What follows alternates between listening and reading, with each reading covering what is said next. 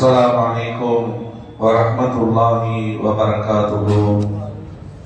அல்லாஹ்வுடைய மாபெரும் கிருபையினால் புனிதமிக்க ஆஷராவுடைய தினத்திலே நாம் எல்லாம் இருந்து கொண்டிருக்கிறோம். அல்லாஹ் இந்த நாளையிலே நாம் நோற்ற நோன்புகளையும் செய்த நல்ல அமல்களையும் ஏற்று நற்கூலியை வழங்கிடுவானாக. இன்னும் நபிமார்களுக்கெல்லாம் என்னென்ன வெற்றிகளையும் மகத்தான சிறப்புகளையும் வழங்கினாரோ அந்த சிறப்புகளையும் வெற்றிகளையும் அல்லாஹ் நம்முடைய வாழ்க்கையிலும் தந்து அருள்வானாக. அருமையானவர்களே, இது போன்ற நன்னாளைகளை நாம் நினைவுபடுத்தி பார்க்கப்பட வேண்டும் என்று அல்லாஹ் தஆலா குர்ஆனிலே சொல்லி காட்டுகிறார். வதக்கிருஹும் பி அய்யாமில்லாஹ், சூரத் இப்ராஹிம் என்ற அத்தியாயத்திலே 5வது வசனத்திலே அல்லாஹ் சொல்லி காட்டுகிறான். வதக்கிருஹும் பி அய்யாமில்லாஹ், அல்லாஹ்வுடைய நாட்களை நினைவு கூர்ந்து பாருங்கள். அல்லாஹ்வுடைய நாட்கள் அப்படின்னா என்ன? அல்லாஹ் குர்ஆன்ல நிறைய வரலாறுகளை சொல்றான். முன்னோர்களுடைய வாழ்க்கையில் நடந்த நல்ல விஷயங்களும் சரி, சில படிப்பினைக்குரிய விஷயங்களும் சரி, இதையெல்லாம் நீங்கள் மக்களிடத்தில் எடுத்து சொல்லுங்கள், நினைவு கூறுங்கள் அப்படின்னு சொல்றான். சொல்லிட்டு அதனால என்ன பயன் என்றால், இன்ன ஃபீ தாலிக லஆயாத்தில் லிகுல்லி ஸப்பாரின் ஷக்கூர். அல்லாஹ் சொல்றான், அது போன்ற நிகழ்வுகளை எல்லாம் நீங்கள் எடுத்து நினைவு கூறப்படுவதன் மூலமாக என்ன பிரயோஜனம் என்றால், பொறுமையாளர்களுக்கும் அல்லாஹ்விற்கு நன்றி செலுத்தக்கூடியவர்களுக்கும் அதிலே நல்ல படிப்பினைகள் பாடங்கள் உண்டு என்று அல்லாஹ் திருமறையிலே சொல்லி காட்டுகிறான். அல்லாஹ்வுடைய வரலாற்று நிகழ்வுகளை பேசப்படணும். அப்படின்னாதான் அல்லாஹ் நமக்கு என்ன சிறப்பு தந்திருக்கான்றதை வழங்க முடியும். இன்னைக்கு நம்ம ரசூலுல்லாஹ்வுடைய உம்மத்துமார்களாக கடைசியா வந்திருக்கிறோமே, இதுல ஒரு பெரிய சிறப்பு என்ன தெரியுமா? முன்னாடி வாழ்ந்த சமுதாய மக்களை பத்தி நம்ம பேசுறோம், ஆனா நம்மளை பத்தி பின்னாடி ஒரு சமுதாயம் பேச.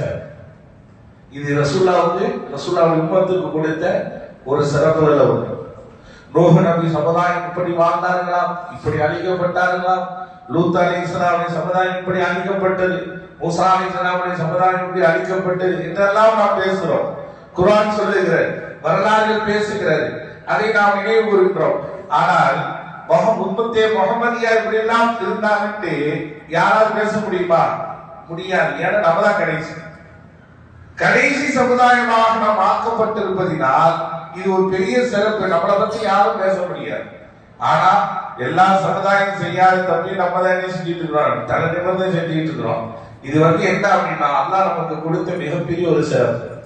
அருமையான பெருமக்களே, இப்ப பொறுமையாளர்களுக்கும் நன்றியுடையவர்களுக்கும் இதிலே பாடங்கள் படிப்பினை இருக்கிறது. வரலாறுகளை நீங்கள் பேச பேச உங்களுடைய உள்ளத்திலே அல்லாஹ்வுடைய கண்ணியத்தை விளங்குவதற்கு வாய்ப்பு இருக்கிறது என்பதனால் அல்லாஹ் இது போன்ற நன்னாட்களை நமக்கு ஏற்படுத்தி அதை பற்றி பேச வேண்டும் என்பதை சொல்லி காட்டுகிறார். அதில் குறிப்பாக இப்ப உள்ள ஜெனரேஷன்களுக்கெல்லாம் இது நடத்தப்பட வேண்டிய ஒரு விஷயம். ஒரு சகோதரர் சொன்னாரு, இதற்கு முன்னாடி நாங்களாம் ஆஷராவுடைய தினத்துலாம் ரொம்ப முக்கியத்துவமா கொடுக்கறது இல்ல, இப்பதான் சமீப காலத்துல ஆஷரானா என்ன, அதுல நோன்பு வைக்கிறது எவ்வளவு சிறப்புன்றது விளம்பரம் செலுத்தினாங்க. அப்ப பேசப்படுறதுனால தான் விளங்குது. இல்லை என்றால் முன்னாடி உள்ள சமுதாயம் நம்ம எல்லாம் கேட்டு தெரிஞ்சிருப்போம். ஆனா பின்னால் வரக்கூடிய இளைய சமுதாயங்களுக்கு இது போன்ற நிகழ்வுகள் தான் அவர்களுக்கு எடுத்து சொல்லி காட்டப்படுறது ஒழிய வேற எந்த ஒரு நெட்ல எல்லாம் போய் தெரிஞ்சுக்கிறோம்னா கிடையாது, முடியாது. ஆக பள்ளிகளில் நடத்தப்படக்கூடிய இது போன்ற நிகழ்வுகள் நிறைய பிரயோஜனங்கள் இருப்பதினால் இன்ஷா அல்லாஹ் இது போன்ற நிகழ்வை அல்லாஹ் நமக்கு அமைத்து தந்திருக்கிறார். அல்லாஹ் இந்த மஜ்லிஸை பயனுள்ளதாக ஆக்கி தந்தல் புரிவானாக. இப்ப எல்லாம் முடிஞ்சது போக இஷாவுடைய பாம் சொல்றதுக்கு ஒரு 35 நிமிஷம் தான் இருக்கு. ஆனா சப்ஜெக்ட் என்னன்னு பார்த்தா பல மணி நேரம் பேசக்கூடிய ஒரு சூழ்நிலைகள். என்ன, இன்றைய தினத்திலே அல்லாஹ் என்னென்ன நபிமார்களுக்கு சிறப்புகளை வழங்கினான் தான் இன்னைக்கு தலைப்பே. ஒரு நபியை எடுத்தனாலே அரை மணி நேரம் போயிடும். இருந்தாலும் ஒரு சில விஷயங்களை அப்படியே கோடிட்டு காட்டுறோம். சிந்தனை தெளிவு பெற்றவர்கள் விளங்கிக் கொள்ளுங்க. இன்றைய தினத்திலே நடந்த முதல் நிகழ்வு என்னவென்றால், உலகத்துல முதல்ல தௌபா ஏற்றுக்கொள்ளப்பட்ட நாள் இந்த ஆஷராவுடைய நாள் தான். தௌபா அல்லாஹ்விடத்திலே மன்றாடி தௌபா கேட்கும் போது அந்த தௌபாவை அல்லாஹ் கபூல் செஞ்சதே இந்த ஆஷராவுடைய நாள் தான். அதுல யாருக்கு முதல்ல ஏற்றுக்கொள்ளப்பட்டது? சரி, ஆதம் அலைஹிஸ்ஸலாம் அவங்களுக்கு ஏற்றுக்கொள்ளப்பட்டது. சொர்க்கத்துல அவங்க படைக்கப்பட்டாங்க, சொர்க்கத்துல அவங்க வாழ்ந்துகிட்டு இருந்தாங்க. சொர்க்கத்துல எத்தனை வருஷம் வாழ்ந்தாங்க தெரியுமா? ஆதம் அலைஹிஸ்ஸலாம் சொர்க்கத்துல இருந்த காலம் என்ன தெரியுமா? ஏதோ படைச்ச உடனே மாற்றம் செஞ்சு சொர்க்கத்தை விட்டு வெளியேறல, 130 வருஷம் சொர்க்கத்துல வாழ்ந்தாங்க. ஒரு ரிவாயத்துல 100 என்று வருகிறது, தஃசீர்ல வரக்கூடிய செய்திகள் இதெல்லாம். இன்னொரு ரிவாயத்துல 130 ஆண்டுகள் வருது. 130 ஆண்டுகள் ஆதம் அலைஹிஸ்ஸலாம் அவர்கள் சொர்க்கத்துல இருந்தார். அதற்கு பின்னாடி தான் ஷைத்தானுடைய வேலை ஆரம்பிக்குது. இந்த உண்ணக்கூடாத கனியை உண்டதுனால அவர்கள் என்ன செஞ்சாங்க? சொர்க்கத்தை விட்டு வெளியேற்றப்பட்டார்கள். அப்ப 130 வருஷம் சொர்க்கத்துல நல்லா தான் இருந்தாங்க. அதற்கு பின்னால் வெளியேற்றப்பட்டு அவர்கள் என்ன செஞ்சாங்க? அல்லாஹ்விடத்தில் தௌபா கேட்டாங்க. அல்லாஹ் குர்ஆன்ல சூரத்து பக்ராவிலே அந்த செய்தியை சொல்லி காட்டுறார். ஃபஅஸல்லஹும் ஷைத்தானு அன்ஹா ஃபஅഖ்ரஜஹுமா மிம்மா கானா ஃபீ. ஷைத்தான் அவர்களை சருக செய்து விட்டான். வலா தக்ரபா ஹாதிஹி ஷஜரத்தன். அல்லாஹ் என்ன சொன்னா? ஆதம் அலைஹிஸ்ஸலாம்ட்ட சொர்க்கத்துல எங்க வேணா போங்க, என்ன வேணா இன்பத்தை அனுபவிங்க, இந்த மரத்தில் உள்ள பழத்தை தின்னாதீங்கன்னு சொல்லல. அல்லாஹ் என்ன வார்த்தை சொன்னா தெரியுமா? சூரத் பக்ரால வரக்கூடிய ஆயத்து, வலா தக்ரபா ஹாதிஹி ஷஜரத்தன். இந்த மரத்தின் பக்கம் கூட போயிடாதீங்கன்னு அல்லாஹ். ஏன் மரத்தின் பக்கம் கூட போகாதீங்க அப்படின்னா, ஷைத்தானுடைய திட்டம் என்னன்னா, பக்கத்துல போக வச்சுட்டானா அடுத்து தீய வச்சிருவான். போக வச்சுட்டானா தீய வச்சிருவான். இந்த ஜினா சம்பந்தப்பட்ட விஷயத்துல கூட அல்லாஹ் இதைத்தான் சொல்லுவான். ஜினா செய்யாதீர்கள் என்று அல்லாஹ் சொல்ல மாட்டான். வலா தக்ரபு ஜினா, நீங்க ஜினாவின் பக்கம் கூட போய்விடாதீர்கள் அப்படின்பா. அப்படின்னா என்ன அர்த்தம்? ஜினாவை தூண்டக்கூடிய அடிப்படை செயல் எதுவோ அது பக்கத்துல கூட போயிடாதீங்க. எடுத்த உடனே ஷைத்தான் உங்களை தவறுல வீழ்த்த மாட்டான், ஹராம செய்ய வைக்க மாட்டான். முதல்ல உங்களை பார்க்க வைப்பான், அதை ரசிக்க வைப்பான், அதை சுவைக்க வைப்பான், அப்புறம் அந்த பாவத்துல விழுக வைப்பான். அதனால்தான் அந்த பக்கம் கூட போயிடாதீங்க, போறீங்கன்னா அதுக்கு ஆராயிருந்தீங்கன்னா பல தக்கரவு ஷஜரா, இந்த மரத்தின் பக்கம் நீங்க நெருங்காதீங்கன்னா. இது எல்லாம் ஆதம் அலைஹிஸ்ஸலாமுக்கு சொல்லப்பட்ட உபதேசம். ஆனால் போனார்கள், ஷைத்தானுடைய சொல்லுக்கு ஆளாக்கப்பட்டார்கள், உண்டார்கள், நிர்வாணமாக்கப்பட்டார்கள், சொர்க்கத்திலிருந்து வெளியேற்றப்பட்டார்கள். வெளியே வந்தாச்சு துன்யாவின் பக்கம். வந்ததற்கு பின்னாடி அவர்கள் கேட்ட துஆவைத்தான் அல்லாஹ் குர்ஆன்ல சொல்லி காட்டுவார். ரப்பனா வலம்னா அன்ஃபுஸனா வ இல்லம் தக்ஃபிர் லனா வ தர்ஹம்னா லனகூனன்ன மினல் ஹாசிரீன். யா அல்லாஹ், எங்களுடைய நஃப்ஸுக்கு நாங்களே தீங்கிழைத்துக் கொண்டு விட்டோம் ரப்பே. யா அல்லாஹ், எங்களுடைய பாவங்களை நீ மன்னித்து விடுன்னு சொல்லி செய்தா ஆதம் அலைஹிஸ்ஸலாம் அவர்கள் அல்லாஹ்விடத்திலே அழுது அழுது அழுது அழுது அல்லாஹ்விடத்திலே தௌபா கேட்டார்கள். எத்தனை வருடம் தெரியுமா? எத்தனை வருடம் தெரியுமா? 200 வருஷம் கேட்டாங்க. ஆதம் அலைஹிஸ்ஸலாம் அழுத அழுகைய ஒன்று திரட்டினா ஒரு பெரிய குளமே உண்டாயிரும், அவ்வளவு அழுக. கடைசியில வசீலாவை பெருமானார் ஸல்லல்லாஹு அலைஹி வஸல்லம் அவர்கள் மூலமாக வசீலா தேடினார்கள் என்பது வரலாறு. ரசூலுல்லாஹி வசீலாவை வைத்து அல்லாஹ் அவரிடத்தில் கேட்டார், யா அல்லாஹ், முஹம்மது நபியின் பொருட்டா நான் கேட்கிறேன், என்னுடைய பாவத்தை மன்னிச்சிருன்னு சொல்லி அல்லாஹ்ட்ட கேட்கும்போது அல்லாஹ் தௌபாவை ஏற்றுக்கொண்டு மன்னிப்பு அளித்தான் என்று வருகிறது அல்லவா? அந்த மன்னிப்பு வழங்கப்பட்ட நாள் தான் இந்த நாள். எவ்வளவு நாட்கள் இருக்கிறது. அந்த 200 வருட காலத்திலே ஆதம் அலைஹிஸ்ஸலாம் அவர்கள் அழுது அழுது மன்றாகி பிராயச்சித்தம் கிடைத்ததை வரலாறுகள் பேசும்போது இந்த ஆஷுராவுடைய தினத்தில் தான் அல்லாஹ் தஆலா மன்னிப்பை வழங்கினார் என்று மட்டுமல்ல, இது போன்ற நாட்களில் ஆதமுடைய பிள்ளைகள் யார் அல்லாஹ்விடத்தில் தௌபா கேட்டாலும் அவர்களுக்கு மன்னிப்பு வழங்கப்படும் என்ற அங்கீகாரத்தை அல்லாஹ் கொடுத்தார். அதனால்தான் இன்றைய இடத்துல அல்லாஹ்விடத்தில் அதிகமாக தௌபாவின் இஸ்திக்பாரும் தேடுங்கள் என்று பெருமக்கள் நமக்கு சொல்லி காண்பிப்பார்கள். அல்லாஹ் ஆதம் அலைஹிஸ்ஸலாமுடைய பாவத்தை மன்னித்தது போல நம்முடைய பாவங்களை அல்லாஹ் மன்னித்தார் புரிவானாக. இரண்டாவதாக செய்தனா நூஹ் அலைஹிஸ்ஸலாம். ஒவ்வொரு வரலாறுக்குள்ளே நிறைய இருக்குங்க. அந்த சுருக்கமான கோடிட்டு மட்டும் காட்டிட்டு அடுத்தடுத்து நபிமார்களுடைய சிறப்புகளை பார்க்கணும். இரண்டாவதாக நூஹ் அலைஹிஸ்ஸலாம் அவர்கள். நூஹ் அலைஹிஸ்ஸலாமுக்கு கிடைத்த பாக்கியம் என்னவென்றால் 950 வருடங்கள் மக்களுக்கு தீன் பண்ணி ஆட்சி யாரும் கேட்கல. கடைசியாக என்ன செஞ்சாங்க? ஒரு கப்பலை கட்டுமாறு சொன்னா கப்பல் கட்டப்பட்டது. அதில் ஈமான் கொண்டவர்களை அல்லாஹ் ஏற்ற சொன்னான், ஏற்றப்பட்டது. உலகத்தில் இருக்கக்கூடிய எல்லா உயிரினங்களும் ஒரு ஜோடி அல்லாஹ் அந்த கப்பல்ல ஏற்ற சொன்னான். எல்லா ஜோடியும், கோழி ஆணினம் பெண்ணும், ஆறு ஒரு ஆணினம் ஒரு பெண்ணும், மாடு ஒரு ஆணினம் ஒரு பெண்ணும், எல்லா ஜீவராசிகளையும் கப்பல்ல ஏற்றப்பட்டது. ஏற்றப்பட்டதற்கு பின்னால் ஜூதி மலை என்று சொல்லக்கூடிய அந்த மலையின் மீது இந்த கப்பல் ஒதுங்குகிறது. ஏன் ஒதுக்குறான் அப்படின்னா, வெள்ள பொருளை அல்லாஹ் ஏற்படுத்த போறான். யாரெல்லாம் ஈமான் கொள்ளாமல் வாழ்ந்தார்களோ அந்த மக்களை எல்லாம் அழிக்க போறான். அந்த அழிக்கப்படக்கூடிய தருணத்தில் நல்லவர்களும் அழிக்கப்படாமல் இருப்பதற்காகத்தான் சேஃப்டிக்காக கப்பல் கட்டப்பட்டிருக்கு. ஆனா அந்த கப்பலை கட்டும் போது எல்லாரும் கிண்டல் பண்ணாங்களாம், நபிய தண்ணியே இல்லாத இடத்துல இந்த நூறு கப்பலை கட்டிட்டு இருக்கிறாரு, யாருக்கு கப்பல் கட்டுறாருன்னு தெரியல என்று கிண்டல் பண்றது மட்டுமல்ல, நைட்டோட நைட்டா போய் நஜீஸை கழிச்சு விட்டு வந்துடுறது. இது ஒரு நிறைய வரலாறு தப்சீர்கள்லாம் நம்ம அதை விளக்கம் பார்த்துருக்கிறோம். கடைசியில் என்ன பண்ணாங்களா, ஒரு சொறி படை மாதிரி கொடுத்தாங்க மக்களுக்கு. சொறி படை மாதிரி மக்கள் அப்படியே சொல்லிட்டே இருப்பாங்க, ஒரு நோய். கடைசியில் அந்த சொரியாசிஸ்க்கு மருந்து எங்கன்னா, இவன் எந்த கப்பல்ல போய் எந்த நபி செஞ்ச கப்பல்ல போய் நஜீஸ் எடுத்துட்டு வந்தானோ அந்த நஜீஸ் எடுத்து மேல தரவனே அறிவு நின்றோம். பார்த்தா ஆஹா சூப்பர் ட்ரீட்மெண்ட், இவனே நஜீஸை கழிச்சுட்டு வந்தான். அந்த நஜீஸை இவனே எல்லாத்தையும் என்ன பண்ணான், எடுத்து மேல தர வச்சான். கடைசியில் அவன் நோய்க்கு அது மருந்தாக அவனோட நஜீஸ் ஆக்கப்பட்டு, இப்படி எல்லாம் நிறைய சித்திரவதைக்கு ஆளாக்கப்பட்டார்கள் நூஹ் அலைஹிஸ்ஸலாம் அவர்கள். திடீர்னு என்ன பண்ணுவாங்க, ஏதாவது சொன்னாங்க அடிச்சு சாக்கடை குட்டி கட்டி கடவுதி போட்டு வந்துருது நூஹ் நபிய. அவர் என்ன செய்வாரு, அப்புறம் நூஹ் அலைஹிஸ்ஸலாம் கடல்ல இருந்து அல்லாஹ்வுடைய உதவி கொண்டு காப்பாற்றப்பட்டதுக்கு முன்னாடி நடுவில் உட்காந்து ஒப்பாரி வச்சு அழுவாங்க. ஏன் சமுதாயம் எப்படி இருக்கிறாங்களே, எவ்வளவு சொல்லி கேட்க மாட்டேங்குது, என்ன சொன்னாலும் புரிய மாட்டேங்குது, இப்படியே ஒப்பாரி நிற்கிறதா வேற. நூஹ் என்றாலே ஒப்பாரின்னு தான் அர்த்தம். பேரு நூஹ்னா ஒப்பாரி வைப்பவர் அர்த்தம். நூஹ் நபியோட ஒரிஜினல் பேர் என்ன தெரியுமா? நான் பல தடவை தப்சீர்ல சொல்லி இருக்கிறோம். அது நூஹ் நபியோடைய ஒரிஜினல் பேர் ஷாக்கீர். ஷாக்கீர் நன்றி செலுத்துபவர் அப்படின்னு அர்த்தம். அது அவன் பேர், அதான் பேரு. இந்த நூஹ் அப்படின்னாலே அதிகமா அழுகிறதுன்னு அர்த்தம். ஒப்பாரின்னா தவறான அர்த்தம் வைக்க கூடாது. அதிகமா அழுகிட்டே இருப்பாங்க உம்மத்தை நம்பி. எந்த அளவுக்குன்னா, இன்னக்க இத்தகரும், அதாவது யாரெல்லாம் ஈமான் கொள்ளாத எவரையும் நீ விட்டு வச்சிடார்.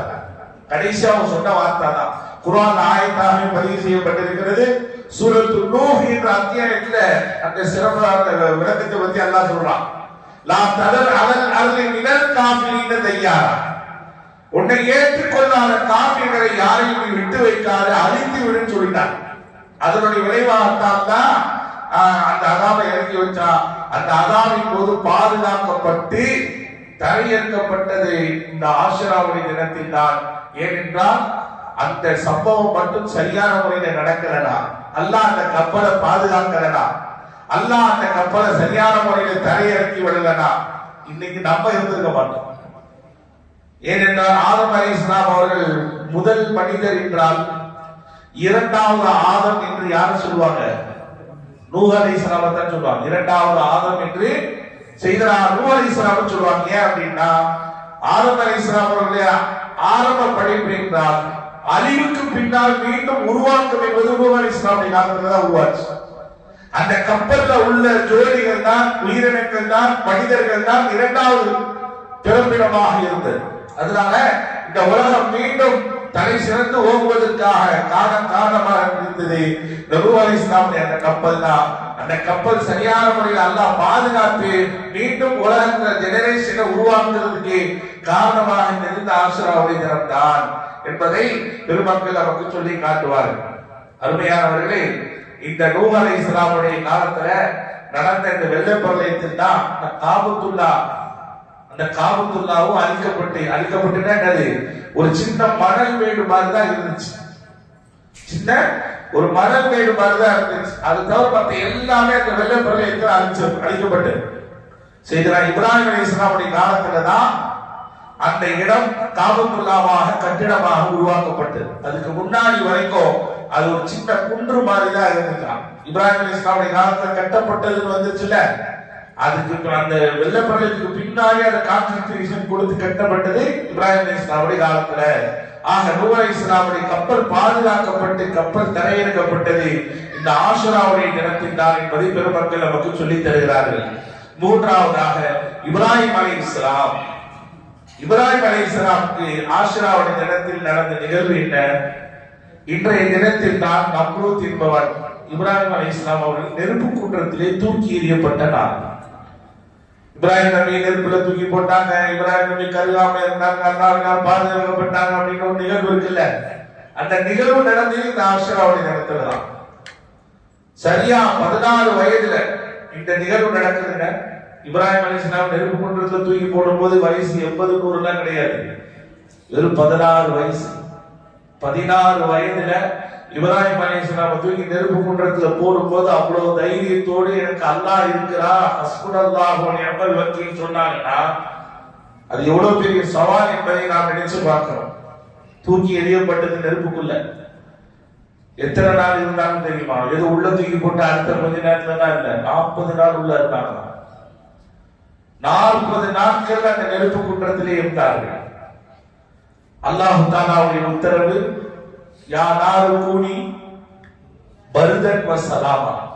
அல்லாஹ் சொன்னா, நெருப்பே, குர்ஆன்ல சொல்லக்கூடிய ஆயத்து இது, யா நாரு கூனி, நெருப்பே நீ ஆகிவிடு, பர்தன் வ சலாமா, குளிர்ச்சி தரக்கூடிய சுகம் தரக்கூடிய நெருப்பாக நீ மாறிவிடு. அல்லாஹ்வுடைய கட்டளை இணங்க அந்த நெருப்பு என்ன செஞ்சுச்சு?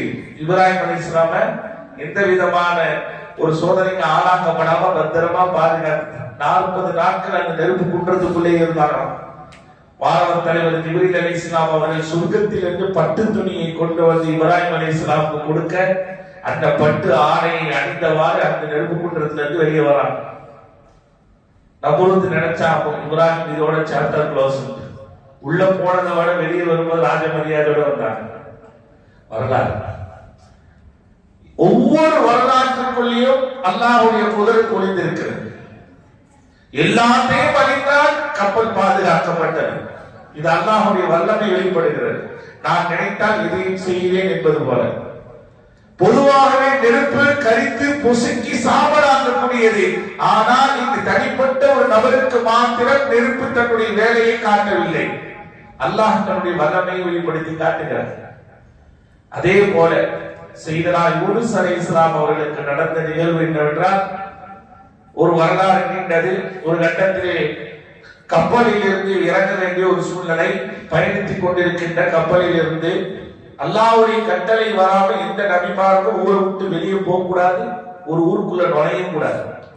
நம்ம நினைக்கிறோம் நபிமார்கள்னா பெரியவங்க, நினைச்சதை எதெல்லாம் செய்யலாம், ஊரெல்லாம் தலையில தூக்கி வச்சுட்டு மரியாதை கொடுக்கணும். அப்படி இல்லை. நபிமார்களுக்கு ஷரத்துகள் அதிகம். அவங்க பேசுனா எதையுமே சொந்தமா பேசக்கூடாது, பேசவும் முடியாது. அல்லாஹ்வுடைய கட்டளையை மாத்திரம் தான் அவங்க பேசணும். அவங்க எதை உண்ணணும் எதை உண்ணக்கூடாது அல்லாஹ்வுடைய வஹி வரும். எதை உடுத்தணும் எதை உடுத்தக்கூடாது அல்லாஹ்வுடைய வஹி. யார் திருமணம் முடிக்கணும் யார் திருமணம் முடிக்க கூடாது அல்லாஹ்வுடைய வஹி. எந்த ஊர்ல எவ்வளவு நாள் இருக்கணும் அல்லாஹ்வுடைய வஹி. எப்ப அந்த ஊரை விட்டு வெளியே போகணும் அல்லாஹ்வுடைய வஹி. எல்லாமே அல்லாஹ்வுடைய வஹி. அந்த வஹிக்கு மிஞ்சி செயல்பட்டால் என்ன நடக்கும்ன்றத யூனுஸ் நபியோட வரலாறு. என்னன்னா, அந்த ஊரை விட்டு வெளியே போவேன்னு அல்லாஹ் சொல்லல, ஆனா யூனுஸ் நபி வெளியிட்டான். அங்க இருந்து கப்பல்ல பயணிச்சாங்க. கப்பல்ல பயணிக்கும் போது அதிகப்படியான ஆட்கள் இருக்கிறது, இறங்க வேண்டிய சூழ்நிலை. யார் இறங்குறது? சீட்டு குடிக்க போடுங்க. சீட்டு குடிக்க போட்டு பார்த்தா நம்ம யூனுஸ் நபி வந்துட்டான். யூனுஸ் நபி நீங்க தான் இறங்க வேண்டியது, வேற வழி இல்ல. குதிச்சாச்சு. குதிச்ச பிறகு என்னாச்சு? பெரிய மீன் என்னமோ ரிசப்ஷன்ல கார் வந்து கூட்டிட்டு போற மாதிரி அதுக்குமே எல்லாம் வச்சிருந்தான். மீன் வயிற்றுக்குள்ள போயாச்சு. மீன் வயிற்றுக்குள்ள இருந்த நாட்களும் 40 நாட்கள். அந்த இப்ராஹிம் அலைஹிஸ்ஸலாம் நெருப்பு குண்டத்துல 40 நாட்கள், இங்கே யூனுஸ் அலைஹிஸ்ஸலாம் மீன் வயிற்றுக்குள்ள 40 நாட்கள். பொதுவாகவே மனிதனுடைய வயிற்றுக்குள்ளேயோ எந்த ஜீவராசி வயிற்றுக்குள்ளேயோ போனால் ஜீரண சக்தி ஏற்படுமா இல்லையா? உணவு என்பது தெரியுமானமா? இங்க அல்லாஹ் சொல்றான் மீனை பார்த்து, உனக்கு யூனுஸை நான் உணவாக ஆக்கவில்லை, உனக்கு பாதுகாக்கக்கூடிய ஒரு கட்டளை மாத்திரம்தான் என்று சொல்லப்படுகிறது. 40 நாட்கள் மீனுடைய வயிற்றுக்குள்ளே எந்த விதமான அழுகிய நிலைமையிலோ சடலமாகவோ மையத்தாகவோ இல்லாமல் உயிரோடு இருக்கின்றார்கள் யூனுஸ் அலைஹிஸ்ஸலாம். குர்ஆன் பேசுகிறது, எல்லாம் குர்ஆன் பேசுகிறது. எப்படிங்க இதே குர்ஆன் இல்லாம வரலாறுன்னா இன்னைக்கு நம்ம நிறைய பேர் அதை திருப்பி விட்டுருப்பாங்க. அதெல்லாம் ஆதாரம் இல்லைங்க, அதெல்லாம் பலகீனமான ஹதீஸ்ன்னு இருப்பாங்க. நீங்க குர்ஆன் இதெல்லாம் பேசுறதுனால வாயை திறக்க முடியாது. அல்லாஹ் அந்த யூனுஸ் அலைஹிஸ்ஸலாம் மூலமாக உலகத்திற்கு தந்த மிகப்பெரிய ஒரு பரிசுதான் லா இலாஹ இல்லா அன்த சுப்ஹானக இன்னி குன்து மினல் ஸாலிமீன் என்ற தஸ்பீஹாத்தை அல்லாஹ் நமக்கு தரான். 40 நாட்களில் யூனுஸ் அலைஹிஸ்ஸலாம் என்ன செய்றாங்க? அந்த மீன் வயிற்றுக்குள்ளே இருக்கிறாங்க. அந்த மீன் வயிற்றுக்குள்ளே பத்திரமாக பாதுகாக்கப்பட்டு ரோம் நாட்டு கடற்கரையில தான் இந்த சம்பவம் நடக்குது. ரோம் நாட்டில் இருக்கக்கூடிய கடல்ல இந்த சம்பவம் நடக்குது. கடைசியில் அல்லாஹ்வுடைய உத்தரவின் பேராக கரைக்கு வந்து அந்த மீனை யூசுப் அலைஹிஸ்ஸலாமை வெளியேற்றி விடுகிறது. அந்த வெளியேற்றுகிறது அல்லவா, அந்த வெளியேற்றிய நாள் இன்னைக்குதான். ஆஷுராவுடைய தினத்துலதான் யூனுஸ் அலைஹிஸ்ஸலாம் அவர்களுக்கு ஒரு விடுதலை கிடைக்கிறது. அதற்கு முன்னாடி அல்லாஹ் சொன்னான் 40 நாள் இந்த ஒரு ஏசிய ஒரு 16ல வச்சுட்டு நைட்டு புறம் தூங்கி வச்சா காலைல எப்படிங்க இருக்கும்? கை காலா வரைச்சிடாது. 40 நாள் மீன் வயிற்றுக்குள்ள ஒருத்தர் இருந்தார் அப்படின்னா எப்படி இருக்கும்? அல்லாஹ்வுடைய உத்தரவு தான். எப்படி இருக்கும்? ஒரு மாதிரியா இப்பதான் அல்லாஹ் தாலா அப்படின்னு இதை சாப்பிடுங்கன்னு சொல்றான்ல.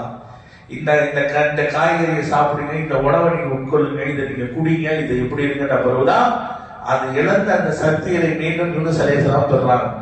அதுக்கு பின்னாடி அவர்களோட தீன் பணி தொடர்கிறது.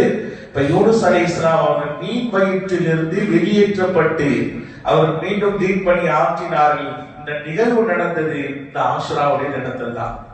மொத்தம் எத்தனை நபி சொல்லப்பட்டிருக்குங்க? 5 4. ஆதம் அலைஹிஸ்ஸலாம், நூஹ் அலைஹிஸ்ஸலாம், இப்ராஹிம் அலைஹிஸ்ஸலாம், யூனுஸ் அலைஹிஸ்ஸலாம் 4 சொல்லப்பட்டிருக்கு.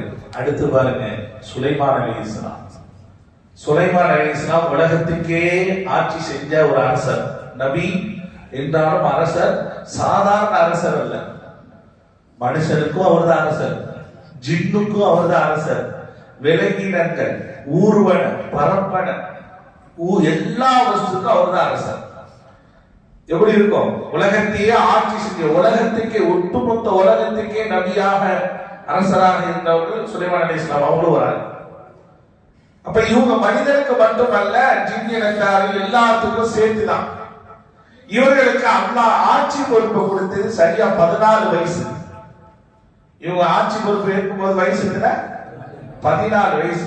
14 வயசு இப்ப உள்ளவங்க ஆட்சியை கொடுத்தா என்ன ஆகும்? ஆண்ட்ராய்டு போன் மட்டும் கொடுங்க, ஆட்சியெல்லாம் வேணாட்டு போயிடுவான், நாட்டை வித்துட்டு போயிடுவான். ஆனா 14 வயசுல சுலைமான் அலைஹிஸ்ஸலாம் அல்லாஹ்வுடைய உத்தரவு கிடங்க ஆட்சி பொறுப்பை ஏற்று ஆட்சி செய்கின்றார்கள். இவருடைய ஆட்சியில ஒரு சின்ன ஒரு மாற்றம் நடக்குது. ஒரு நீண்ட ஒரு வரலாறு சுருக்கமான கோடிட்டு காட்டுற. அவங்கள்ட்ட அல்லாஹ் ஒரு மோதிரத்தை கொடுத்தார், சுவனத்தில் இருந்து வந்த மோதிரம். அந்த மோதிரத்தை அணிந்த சுலைமான் அலைஹிஸ்ஸலாம் அவர்களுக்கு அல்லாஹ் கொடுத்த பெரிய வெகுமதி, உலகத்தில் எல்லா படைப்பிலும் கட்டுப்படும். சுவனத்திலிருந்து கொடுக்கப்பட்ட மோதிரம், அந்த மோதிரத்தை அணிந்த அது யாராக இருந்தாலும் சரிதான், யாருடைய கையில் இருக்கிறதோ அந்த அவருடைய சொல்லுக்கு உலகத்தில் எல்லா மகலூக்காத்துகளும் படைப்பும் கட்டுப்படும். இப்படிதான் அவர்கள் ஆட்சி செய்திருக்கும் போது ஒரு கட்டத்தில் தன்னுடைய மனைவிட்ட கட்டி கொடுத்துட்டு போயிட்டு வந்தாங்க பைத்துல்கால். அந்த நேரத்துல சுலைமான் நபியை போல தோற்றமுடைய செய்தா என்ன பண்ணா, மனைவிட்ட வந்து குடைய மோதிரத்தை கொடுத்துட்டான். அந்த மோதிரத்தை வாங்கி மாற்ற செய்தா சுலைமான் நபியா உருவெடுத்து சுமார் 40 நாட்கள் சுலைமான் நபியை போல அவன் ஆட்சி செய்ய ஆரம்பிச்சிட்டான். இதுதான் சுலைமான் நபிக்கு ஏற்பட்ட ஒரு சோதனை. ஏன் இந்த மாதிரி ஆட்சினா அதுக்கு ஒரு பின்னணி இருக்கு. அந்த பின்னணிக்குள்ள போல ரொம்ப நேரம் போகும். சுலைமான் நபிக்கு தலைப்படுத்தி பேசும்போது அதுக்குள்ள போகலாம். அப்ப இந்த 40 நாட்கள் சுலைமான் நபி இடத்துல ஆட்சி இல்ல, ஷைத்தான் இடத்துல தான் ஆட்சி இருக்கு. ஆனா அந்த தோற்றத்துல சுலைமான் நபியை போல காட்சி. செய்தா உட்கார்ந்தா என்ன ஆகும்? ஆட்சியில எல்லாம் வில்லங்கமா தான் ஆகும். இதுதான் அவர்களுக்கு ஏற்பட்ட ஒரு சோதனையாக இருந்தது. அல்லாஹ் சுலைமான் நபிக்கு சோதனைக்கு பின்னாடி அவர்களுக்கு அதிலிருந்து வெளியே வருவதற்கு உண்டான வாய்ப்பினையும் சூழ்நிலையும் சொல்லிக் கொடுத்தா அதற்கு பின்னாடி அவர்கள் செய்தார்கள். அல்லாஹ் மீண்டும் அந்த ஆட்சி பொறுப்பை சுலைமான் அலைஹிஸ்ஸலாமுக்கு திருப்பி கொடுத்தான். அந்த திருப்பி கொடுத்த நாள் தான் இந்த ஆஷுராவுடைய நாள். சுலைமான் நபிக்கு ஆட்சி மீண்டும் கிடைத்தது. சுலைமான் நபிக்கு ஆட்சி மீண்டும் கிடைத்தது அப்படின்னா ஏன் அவங்க எலெக்ஷன்ல தோத்து போயிட்டாங்களா அப்படின்னு ஒரு கேள்வி வரும். அவங்க எலெக்ஷன்ல தோத்து போகல, அவங்க எலெக்ஷன்ல அரசரா வரல, அல்லாஹ்வுடைய செலக்ஷன்ல வந்தவங்க. ஆனா நடுவுல இப்படி ஒரு சின்ன சோதனைகளை மாட்டினதுனால அவர்களுக்கு தற்காலிகமாக ஆட்சி பொறுப்பு இல்லாமல் இருந்தது. அதற்கு பின்னால் மீண்டும் அல்லாஹ் கொடுத்தான். அந்த நாள் தான் இந்த ஆஷராவுடைய நாளாக இருக்கிறது என்பதை பெருமக்கள் நமக்கு சொல்லி தருகிறார்கள். இந்த சுலைமான் அலைஹிஸ்ஸலாமுடைய வரலாறுகள்ல நிறைய செய்தி இருக்கு. அதுல ஒண்ணு என்ன அப்படின்னா, இந்த செய்தான், இந்த கெட்ட ஜின்கள், இதனுடைய சூரியத்தினுடைய செயல்பாடுகள்லாம் இருக்குல்லவா, இவனுடைய காலத்துல ரொம்ப தலை சிறந்து இருந்துச்சு. இந்த செய்தானுடைய இந்த ஆதிக்கங்கள் இதெல்லாம் மனுஷனுக்கு இருக்கா அப்படின்னா இருக்கு. சில பேர் என்ன செய்வாங்க, அதை நம்ப மாட்டாங்க. அதெல்லாம் கிடையாது, அதெல்லாம் எல்லாம் அல்லாஹ்வுடைய நாட்டம் தான், அல்லாஹ்வுடைய நாட்டம் தான், யாரும் இல்லைன்னா. ஆனால் இது போன்ற கெடுதிகளின் மூலமாக ஏற்படக்கூடிய விளைவுகள் ஒன்று இருக்காதான் இருக்கு, எல்லாமே இருக்கு. நிறைய பேர் அதை வந்து என்ன செய்ய மாட்டாங்க, எங்க செய்தான் மூலமாக இந்த கெட்ட திங்களின் மூலமாக பாதிப்புகள் ஆளாகப்படுறது என்பது உண்டு. அதனாலதான் ஸல்லல்லாஹு அலைஹி வஸல்லம் அவர்கள் கெடுதிகளை விட்டு பாதுகாப்பு தேடினாங்க. கெடுதி ஒண்ணு இல்லைன்னா ஏன் பாதுகாப்பு தேடணும்? அதுல பாதிக்கப்பட்டவங்க அதை பத்தி தெரியும். சில பேர் என்ன செய்யறாங்கன்னா சொன்னா, இந்த ஓதி பார்க்கிற விஷயங்கள்லாம் சில நுணுக்கங்கள்லாம் இருக்கு. அதுக்காக ஓதி பார்க்கிறவர் தான் அல்லாஹ் அப்படின்னு சொல்ல வரல. இவர் அல்லாஹ்வுடைய வசனத்தை ஓதிதான் இவருக்கு ஷிஃபாவை தேடி தர முடியும். ஷிஃபாவை தர்றது அல்லாஹ் தான். அதுல அளவுக்கு எந்த மாற்றமும் கிடையாது. ஆனால் எப்படி ஷிஃபாவாகிறது?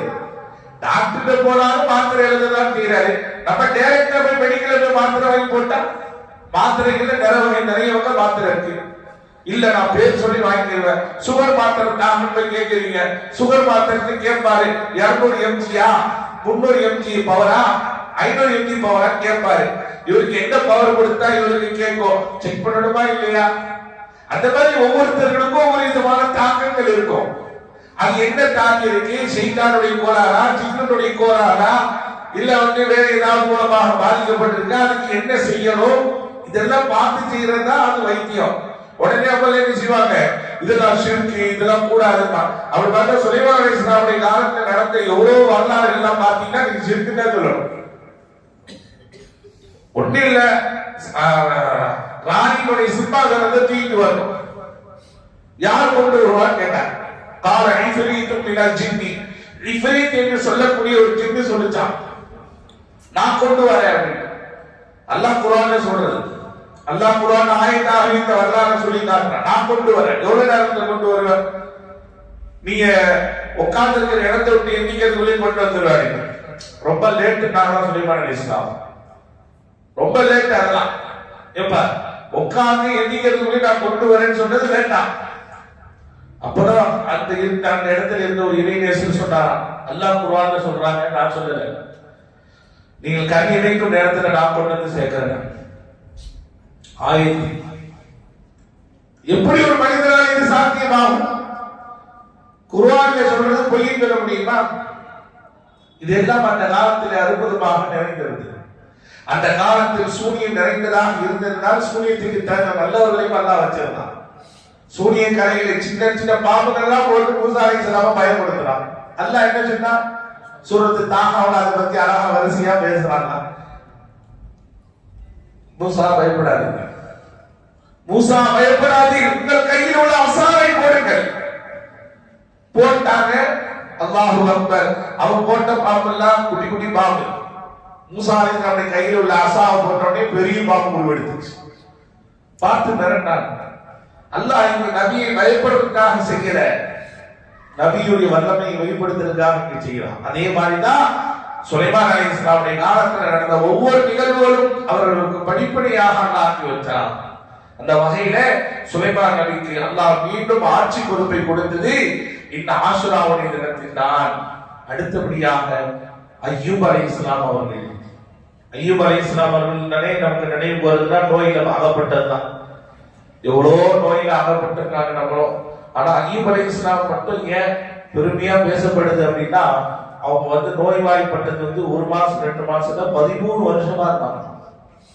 13 வருஷமா நோயில ரொம்ப பீடிக்கப்பட்டாங்க. அந்த பீடிக்கப்பட்ட அந்த நேரத்துல கொஞ்சம் கூட அல்லாஹ்வுடைய விஷயத்துல அவர்கள் தவறான வார்த்தையை பயன்படுத்ததாக வரலாறு இல்லை. அதான் இங்க அல்லாஹ் சொல்றாங்க. நோய்வாய் எல்லாரும் பண்றோம். நாங்க கூட தான் 10 வருஷமா நோய்வாய்ப்பட்டிருக்கோம். நாங்க கூட தான் 15 வருஷமா படுக்கையில இந்த நோயாளியை பார்த்துருக்கிறோம். 20 வருஷமாவும் அந்த பேஷண்டா இருக்கிறாரு. அந்த பேஷண்ட் எல்லாம் போய் பாருங்க, எப்படிங்க இருக்கீங்க, ஏன்டா எனக்கு சோதனை தந்திருக்கிறாங்க பார்த்து விட்டுருவாரு. பார்க்கிறோமா இல்லையா? சோதனையினுடைய வேதனையில அந்த உச்சகட்ட சொல்லக்கூடிய வார்த்தை, என்னைய மட்டும் ஏன் அல்லாஹ் சோதிக்கிறான்? நான் என்ன பாவம் செஞ்சேன், இதான் என்ன கெடுதல பண்ணேன், அப்படியே அதுக்கு முடியலாம் போயிட்டு. ஆனா இங்க ஐயூப் அலைஹிஸ்ஸலாம் விஷயத்துல 13 ஆண்டு காலத்துல நோயினால் பாதிக்கப்பட்டார்கள். அந்த நோயினால் பாதிக்கப்பட்ட காலகட்டத்திலே ஒரு தருணத்தில் கூட அல்லாஹ்வை ஏசி பேசல. செய்தா அப்படி சும்மா நான் நோண்டி வேலை பார்த்தான். இப்படி சார்ந்து ஐயோவே, நீங்கள் இறை தூதர் என்றெல்லாம் சொல்லப்படுகிறது, அல்லாஹ்வுடைய தூதராக நபியாக இருக்கிறீங்க, இவ்வளவு கடுமையா நோயில பாதிக்கப்பட்டிருக்கிறீங்கப்பா அப்படின்னு ஐயூப் அலைஹிஸ்ஸலாம் எந்த அளவுக்கு அவன் உடம்புல புண்டு ரணம் சீல் சலம் அடிச்சு அந்த சீல் சலத்தை புழுக்கள் வைத்து இருக்குமா. இப்படி இருக்கும் பாருங்க. நம்ம ஒரு புண்ணுல உட்கார்ந்தா கூட உட்கார விட மாட்டோம் இல்லையா? ஆனா மொத்த டோட்டல் நோயிலேயே புழு பூத்து போய் அப்படி அப்படியே தூங்கிட்டு இருக்குமா. பார்க்க எவ்வளவு துருவான ஒரு பக்கம், கடுமையான துருவானை தாங்க முடியாமல் தலாக் வாங்கி விட்டு போன பெண்கள் உண்டு. அவங்க மனைவிமார்கள். ஐயூப் அலைஹிஸ்ஸலாமுக்கு ரஹீமா அம்மையாருக்கு பிரத்யேகமான ஒரு மனைவி இருந்தாங்க. அதெல்லாம் இதர மனைவிமார்கள் இருந்தாலும் மற்ற மனைவிமார்கள் தலாக் வாங்கிட்டு போயிட்டாங்க. ஆனா ரஹீமா அம்மையார் மாத்திரம் என்ன செய்யல, தலாக் வாங்கல. என்ன நடந்தாலும் என் கணவரோடு தான் என் வாழ்க்கை என்று இருந்தார்கள். அதனால்தான் இன்னைக்கு மணமக்களை வாழ்க்கை துவா செய்யும் போது ஐயூபும் ரஹீமாவை போல வாழ்க துவா செய்வாங்க ஆரம்பிச்சார்கள். ஆனா மகாவீர் சொல்லுவான், ஐயூப் அலைஹிஸ்ஸலாம் நோயில பாதிக்கப்பட்டாரு, அந்த மாதிரி மாப்பிள்ளை பாதிக்கப்படணுமா? ஐயூப் அலைஹிஸ்ஸலாம் நோய் தாங்க முடியாம தலாக் வாங்கிட்டு சில பேர் போனாங்க, அந்த மாதிரி இந்த பெண்ணு ஓடணுமான்னு அர்த்தம் வைப்பான். ஆனா அர்த்தம் அது அல்ல. அந்த நோயில கூட, அந்த கஷ்டத்தில கூட, அந்த கணவனுடைய துக்கமான நேரத்துல கூட இஷ்டத்தோடு பணியாற்றினார்களே, அதற்கு பின்னாடி ஷிஃபா அடைந்தார்களே, அதற்கு பின்னாடி வாழ்க்கை வாழ்ந்தார்களே, அந்த இலக்கத்தை கூட நம்ம துவா கேட்கிறோம். இவன் பூரா ஏற்பாடாவே அர்த்தம் வைப்பான்.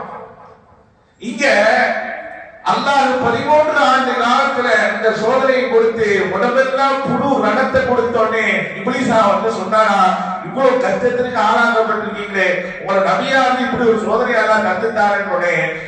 அப்பதான் ஐயூப் அலைஹிஸ்ஸலாம் அழகா ஒரு பதில் சொன்னாங்களா, அட இப்லீஸானே, நான் நோய்வாய்ப்பட்டாலோ, என் புண்ணு உடம்பெல்லாம் ரணமானாலோ, புழுக்கள் வைத்தாலோ, என் உடம்புல உள்ள புழு நோக்கும் அந்த ரணத்தின் மூலமாக அல்லாஹ் பல புழுக்களுக்கு உணவு கொடுத்துட்டு இருக்காண்டா. என்ன வார்த்தை பாருங்க. என் உடம்புல புழுக்கள் வைத்திருந்தாலும், அந்த சீர்சலத்தை குடிப்பதற்கு புழுவை ஏற்படுத்தியிருந்தாலும், என் உடம்பில் உள்ள அந்த நகிசின் மூலமாக கூட அந்த புழுக்களுக்கு அல்லாஹ் உணவு கொடுத்துட்டு இருக்காரு. அதை நான் பெருமையா நினைக்கிறேன். அல்லாஹ் இந்த வார்த்தையை பார்த்துதான் மலக்குமார்கள் பெருமை பாராட்டினான். மலக்குமார்கள் போட்ட பிளான் தான் ஐயூப் அலைஹிஸ்ஸலாம் நோய் வர காரணம். யாரெல்லாம் நீ ஐயூப் நபியை கூதலா ஆக்கி வச்சிருக்கிற, அவர் மாதிரி செல்வ செழிப்போட வளமோட நலமோட மனைவியோட சுகமோட வாழ்ந்துகிட்டு இருக்கிறாரு அப்படின்னு நினைத்தான் அல்லாஹ் தஆலா ஐயூப் அலைஹிஸ்ஸலாம் சோதிக்கனா, நீ என்ன வேணா செஞ்சு பாருங்க, அடியான ஐயூப அவர் என்ன மாறு செய்ய மாட்டாருன்னாங்க. அது நிதர்சனமாக செய்து காட்டினார்கள் ஐயூப் அலைஹிஸ்ஸலாம். அதற்கு பின்னால் ஐயூப் அலைஹிஸ்ஸலாம் அவர்கள் ஷிஃபாவானதற்கு பின்னால் 70 ஆண்டு காலம் வாழ்ந்தார்கள் என்பது வரலாறு. மொத்தம் அவங்க வாழ்ந்த வருஷம் 140 வருஷம். 140 வருஷத்துல 13 ஆண்டு காலம் நோயினால் பாதிக்கப்பட்டாங்க. இன்னொரு செய்தி என்னவென்றால், அவர்கள் சோதிக்கப்படும் போது அல்லாஹ்வை திட்டல இப்படி எல்லாம் ஒரு வார்த்தை சொல்லாம மட்டுமல்ல, அவங்க இன்னொரு விஷயத்தையும் அல்லாஹ்வை நன்றி செலுத்தினாங்க. என்ன தெரியுமா? இவ்வளவு காலம் அல்லாஹ் என்ன சுகத்தோட வாழ வச்சாங்க, இப்பதான் நான் நோயில பாதிக்கப்பட்டிருக்கேன், இப்பதான் நான் கஷ்டத்திற்கு ஆளாகப்பட்டிருக்கேன். இதுக்கு முன்னாடி அல்லாஹ் எனக்கு சோதனை கொடுக்காம நல்லதான வச்சிருந்தான், அது நான் நன்றி செலுத்துறேன். நம்ம நோய் வந்தா கஷ்டம் வந்தா என்ன செய்வோம்? அல்லாஹ் நமக்கு முன்னாடி கொடுத்த எல்லா சுகத்தையும் மறந்துடுவோம். இப்ப கருத்துல என்ன நம்ம வேதனை அனுபவிக்கிறோமோ அதை மட்டும்தான் நம்ம பேசுவோம். ஆனால் அய்யூப் அலைஹிஸ்ஸலாம் அப்படி அல்ல. இவ்வளவு காலமாக அல்லாஹ் எனக்கு சுகத்தை கொடுத்தானே அதை நினைச்சு பார்க்கிற நன்றி செலுத்துறாங்க. இந்த நன்றியுடைய வார்த்தைக்கு தான் அல்லாஹ் என்ன செஞ்சானா, மீண்டும் அவர்களை அல்லாஹ் ஷிஃபா கொடுத்து 70 ஆண்டு காலம் வாழ வச்சா. அந்த 70 ஆண்டு காலத்துல ரஹீமா அம்மையாரோடு வாழ்ந்து 26 குழந்தைகளை பெற்றெடுத்தார்கள். இதெல்லாம் என்னோட சொந்த கருத்து அல்ல, தஃசீரிலே சொல்லப்படக்கூடிய கருத்துக்கள் எல்லாம் ஆதாரபூர்வமான செய்திகள். 26 குழந்தைகளை அய்யூப் அலைஹிஸ்ஸலாம் பெற்றெடுத்தார். அல்லாஹ் அவர்களுக்கு ஷிஃபாவை தந்தான் என்று வருது. அதான் அல்லாஹ் என்ன செஞ்சா குர்ஆன்ல சொல்றான் அய்யூப் அலைஹிஸ்ஸலாம் பத்தி, நோயினால் பீடிக்கப்பட்ட அவர்களுக்கு யா அல்லாஹ் எனக்கு இந்த மாதிரி தீண்டுதல் மூலமாக ஷைத்தானின் மூலமாக இப்படி ஒரு சோதனையை எனக்கு தீண்டுதலாக நோயாக கொடுத்துட்டேன், எனக்கு ஷிஃபாவை கொடுத்து கேட்க அல்லாஹ் என்ன செஞ்சானா, உருக்குள் பிரிஜிலி அப்படின்னா அல்லாஹ் உங்கள் கால்களை கொண்டு தரையில் அடியும், அதுல இருந்து தண்ணீர் பிரிட்டு வரும், அந்த தண்ணீரை கொண்டு குடியுங்கள் அப்படின்னா, அந்த தண்ணீரை கொண்டு குடிக்கவும் செய்யுங்க குளிக்கவும் செய்யுங்க, அல்லாஹ் அவர்களுக்கு ஷிஃபாவை தருவான். அதே போல அவர்கள் செய்ய அல்லாஹ் அவர்களுக்கு ஷிஃபாவை தந்தார். அந்த ஷிஃபாவை தந்தது இன்றைய நாள் தான். ஆஷுராவுடைய தினத்தில் தான் அய்யூப் அலைஹிஸ்ஸலாம் அவர்கள் ஷிஃபாவை பெற்றார். அதனால தான் இந்த ஆஷுராவுடைய நாளையில அய்யூப் அலைஹிஸ்ஸலாமுக்கு நீ ஷிஃபாவை தந்தது போல எனக்கு ஷிஃபாவை தான் கேட்பான். இப்ராஹிம் அலைஹிஸ்ஸலாம் அவர்களுக்கு நீ எதிரிகளுக்கு முன்னால் வெற்றியை தந்தது போல எனக்கு வெற்றியை கொடு. நூஹ் அலைஹிஸ்ஸலாம் அவர்களை எப்படி நீ கப்பலிலே வைத்து பாதுகாத்தாயோ அதுபோல பயணத்தின் போது எல்லா நேரத்திலும் பாதுகாப்பு கொடு. ஆதம் அலைஹிஸ்ஸலாம் எப்படி நீ தௌபாவை ஏற்று மன்னிப்பளித்தாயோ அதுபோல எனக்கு மன்னிப்பை கொடு. இப்படி சுலைமான் அலைஹிஸ்ஸலாம் அவர்களுக்கு எப்படி இழந்ததை பதவியை ஆட்சி அதிகாரத்தை நின்று கொடுத்தாயோ அதுபோல எனக்கு கொடு என்று இப்படி நபிமார்களை முன்னிறுத்தி இந்த நன்றாக கேட்பார்கள். தொடர்ந்து 7வதாக இத்ரீஸ் அலைஹிஸ்ஸலாம் அவர்களுக்கு அல்லாஹ் வரஃபஅனாஹு மகாமன் அலியா, மகாமன் அலியா என்று சொல்லக்கூடிய உயர்ந்த இடத்தை நாம் இத்ரீஸுக்கு அளித்தோம். அந்த உயர்ந்த இடத்தை அடைந்தது இந்த ஆஷுராவுடைய நாளையில தான். இத்ரீஸ் அலைஹிஸ்ஸலாம் அவங்க யாருன்னா கிட்டத்தட்ட ஆதம் அலைஹிஸ்ஸலாம் மௌத்தா போகும்போது இத்ரீஸ் அலைஹிஸ்ஸலாமுக்கு வயசு 308. ஆதம் அலைஹிஸ்ஸலாம் அவர்கள் மௌத்தா போகும்போது வயசு எத்தனை? உங்களுக்கு 308. Just 3 docking. நம்ம பிளான் எல்லாம் கொடுத்தா எவ்வளவு சந்தோஷமா இருக்கும். இவங்க தான் முத பேனாவை கண்டுபிடிச்சவங்க இத்ரீஸ் அலைஹிஸ்ஸலாம். முத பேனாவை எழுதுறது உருவாக்கு இத்ரீஸ் அலைஹிஸ்ஸலாம் தான். இத்ரீஸ் அலைஹிஸ்ஸலாமுடைய வரலாறுக்குள்ள போனா சில நுணுக்கமான சுவாரஸ்யமான செய்திலாம் அல்லாஹ்ட்ட கேட்டாங்களா, யா அல்லாஹ் நான் உயிரோடு இருக்கும் போதே மௌத்தினுடைய வேதனைன்றதை அனுபவிக்கணும்னா, மௌத்துன்ற மௌத்துடைய வேதனைன்ற சக்கராத்துன்ற என்னமோ சொல்லியே எல்லாம் அதெல்லாம் எப்படின்றத அனுபவிக்கணும். அல்லாஹ் தான் என்ன செஞ்சான், நபிமார்களுக்கு பிரத்யேகமான துவா கொடுப்பாங்க. அந்த துவாவெல்லாம் பயன்படுத்தினாங்க நபிமார்கள். நான் மௌத்துடைய ரணத்தை உணரணும், நான் எனக்கு அதை அறிவிச்சு கொடுக்கணும். அல்லாஹ் தான கட்டளைங்க அதனுடைய நிறைய அனுபவிச்சாங்களாம். மௌத்தாங்கன்னா ஒரு மௌத்தாகி எப்படி வந்து வேதனை எடுக்கணும் இப்பதான் கேட்டான் அல்லா, என்ன இத்ரீஸே மௌத்தினுடைய வேதனையை உணர்ந்தீங்களா அப்படின்னா, ஆமா யாருன்னா எப்படி இருந்துச்சு மௌத்துடைய ரணம் வேதனை? உயிரோடு உள்ள ஆட்டை அறுக்காம தோலை உரிச்சா எப்படி இருக்கும்? ஒரு ஆட்டை கழுத்துல அறுத்து ரத்தெல்லாம் போன பிறகு ரூஹெல்லாம் அடங்கின பிறகு தோலை உரிப்போம். எதுவுமே இல்லாம உயிரோட தோலை உரிச்சா எப்படி இருக்கும்? அந்த வேதனையை உணர்ந்த யாருன்னா அப்படின்னா, இப்படி சில படிப்பினைகள்லாம் உங்களுக்கு மூலமா இருக்கும். திடீர்னு வந்தாங்க இதே எதிர்த்து சொல்லிக்கிறாங்க, யாருன்னா நான் உயிரோட இருக்கும் போது சொர்க்கத்தை பார்த்துடலான்னு இருக்கேன். நான் உயிரோடு இருக்கும் போதே சொர்க்கத்தை பார்க்கணும்னு ஆசைப்படுறேன் யாருன்னா. அப்ப அல்லாஹ் சொன்னா அதுக்கு மௌத்தானா நடக்கும். நான் தான் ஏற்கனவே மௌத்தா இருக்க வேண்டாம். யாரு ஏற்கனவே ஒரு வாட்டி மௌத்தான ரணத்தை அடையணும். நான் தான் ஏற்கனவே ஒரு வாட்டி மௌத்தாய் தான் வந்திருக்கிறேன். இப்ப சொர்க்கத்தில் உள்ள சுகங்களை நாம் காண வேண்டும் யாருன்னா என்று அவர்கள் சொல்ல, அல்லாஹ் அவர்களுக்கு சொர்க்கத்துக்கு உண்டான நிலையை காட்டும் போது சொர்க்கத்துக்குள்ள போன இதில் சொன்னாங்க, இதான சொர்க்கத்துக்குள்ள போன வெளியேற்றப்பட மாட்டான்னு. இப்ப வெளியே போனா எப்படி? இப்படி எல்லாம் அவருடைய வாழ்க்கையில் சுவாரஸ்யமாக. அதனால அல்லாஹ் மக்காமன் அலியா சூரத்து மரியம் இந்த ஆயத்து வருது, மக்காமன் அலியா. இத்ரீஸ் அலைஹிஸ்ஸலாம் அவர்களை மக்காமன் அலியா என்ற உயர்ந்த இடத்திற்கு நாம் உயர்த்தினோம். அவருக்கு உயர்ந்த ஒரு அந்தஸ்தை கொடுத்து அல்லாஹ் வச்சிருக்கிறான். ஆனா யாரெல்லாம் சரி கியாமத் நாள் பின்னாடிதான் சொல்றோம். ஆனா உயர்ந்த இடத்தை அல்லாஹ் அவர்களுக்கு ஒதுக்கி வைத்திருக்கிறான். இது அல்லாஹ்வுடைய நாட்டம். இந்த அந்தஸ்தை அல்லாஹ் கொடுத்தது இந்த ஆஷராவுடைய தினத்தில் தான் என்று பெருமக்கள் சொல்லுகிறார்கள். தொடர்ந்து யூசுப் அலைஹிஸ்ஸலாம் ஒரு கட்டத்தில் சிறைச்சாலையில் அகப்படுகின்றார்கள். அந்த சிறைச்சாலையிலிருந்து அவர்கள் வெளியேற்றம் போகும்போது வெளியேறி போகன்னு சொன்னோடனே அவங்க சொன்னாங்க, நான் தவறு செய்யாதவன், நான் உத்தமன் என்பதை ப்ரூவ் பண்ணாம நான் ஜெயிலை விட்டு வெளியே போக மாட்டேன் அப்படின்னு சொன்னதற்கு பின்னாடி அவர்கள் எந்த விதமான பாவத்திற்கும் ஆளாக்கப்படாதவர்கள், அவர்கள் பரிசுத்தமானவர்கள் என்ற சர்டிபிகேட் அவர்களுக்கு உறுதியானதுக்கு பின்னாடி ஜெயிலை விட்டு வெளியே வந்தாங்களாம். அப்படி அவர்கள் சிறைச்சாலை விட்டு வெளியே வந்தது இந்த ஆஷராவுடைய தினத்தில் தான். அவர்கள் பரிசுத்தமானவர்கள் என்பதை அல்லாஹ் அறிமுகப்படுத்துறான். யூசுப் அலைஹிஸ்ஸலாமை பத்தி சொல்லணும்னா, இவர்கள் காலத்துல தான்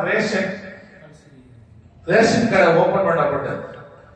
இவங்க கிட்டத்தட்ட 90 இவங்க அமைச்சர் பதவியை வகித்தவர்கள், அமைச்சர் பொறுப்பை வகிச்சவங்க.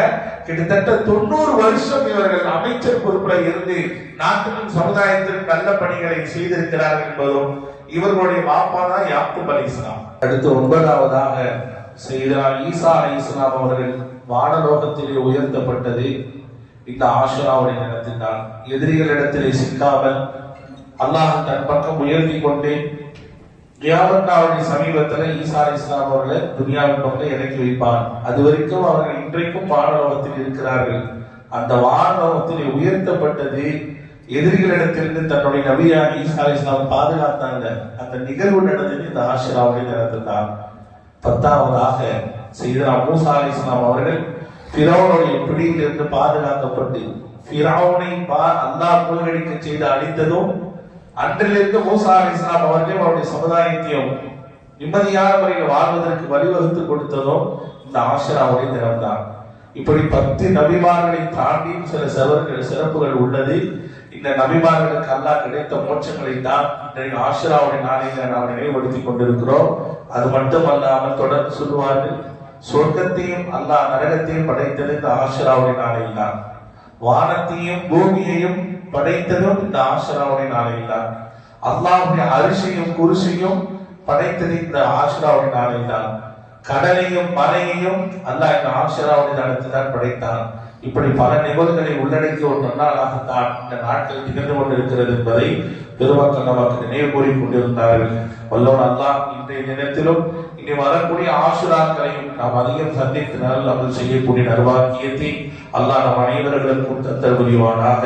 வஆகிர் தஅவானா அல்ஹம்துலில்லாஹி ரப்பில் ஆலமீன். அஸ்ஸலாமு அலைக்கும் வரஹ்மத்துல்லாஹி வபரகாத்துஹு.